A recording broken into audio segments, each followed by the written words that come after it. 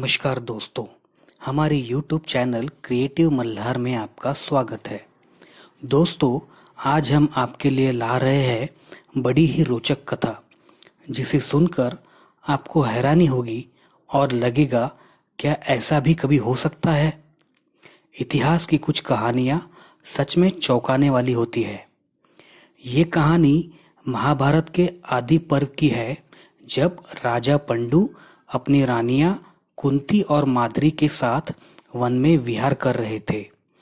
तब एक दिन शिकार करते हुए राजा पंडु ने मृग का आभास पाकर जब एक दिशा में बाण चलाया, तब वो पास ही में अपनी पत्नी के साथ प्रणय करते ऋषि किंदम को लगा।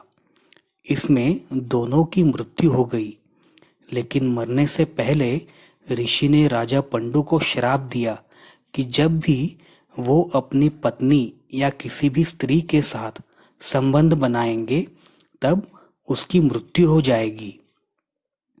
इस श्राप के कारण राजा पंडु अपनी पत्नियों के साथ संबंध नहीं बना पाते थे, किंतु जब उन्हें पुत्र की कामना हुई तो रानी कुंती ने राजा को बताया कि उनके पास ऋषि दुर्वासा ने दिया हुआ वरदान है, जिससे वो जिस देवता का आवाहन करे उसकी संतान पा सकते हैं। ये मंत्र कुंती ने रानी माद्री को भी बताया, जिसकी कृपा से कुंती को युधिष्ठिर, भीम और अर्जुन और माद्री को नकुल और सहदेव ये पुत्र हुए।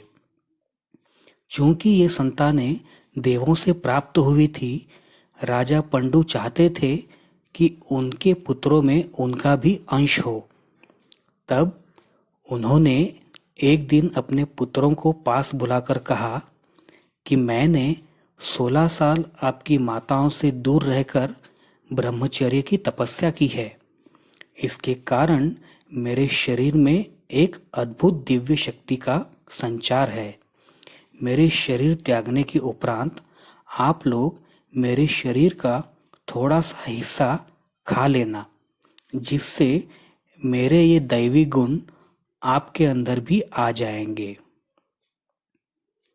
फिर कई दिनों बाद जब साधना करते हुए राजा पंडु ने रानी माद्री को देखकर अपना संतुलन खो दिया और उसके साथ संबंध बनाने लगे, तभी ऋषि के श्राप के कारण राजा पंडु की मृत्यु हो गई।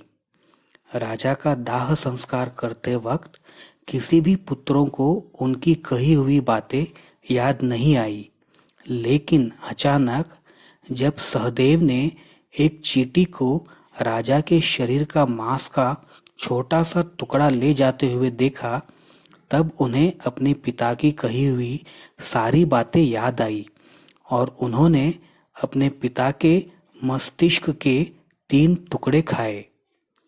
उसके एक टुकड़े से उन्हें भूतकाल का ज्ञान हुआ, दूसरे टुकड़े से वर्तमान का और तीसरे टुकड़े से भविष्य काल का ज्ञान प्राप्त हुआ। यही वजह थी कि सहदेव को महाभारत में होने वाली सारी घटनाओं का पहले से ही पता होता था। उन्हें ये भी पता था कि महाभारत के युद्ध का परिणाम क्या होने वाला है। भगवान श्री कृष्ण को जब ये बात पता चली तो उन्होंने सहदेव को श्राप दिया कि अगर उसने किसी को भी युद्ध के भविष्य के बारे में बताया तो उसकी मृत्यु हो जाएगी।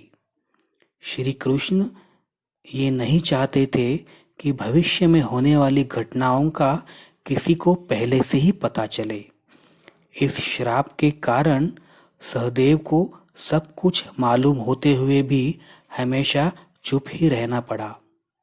तो दोस्तों, ये थी हमारी आज की कहानी। उम्मीद है आपको ये कहानी पसंद आई होगी।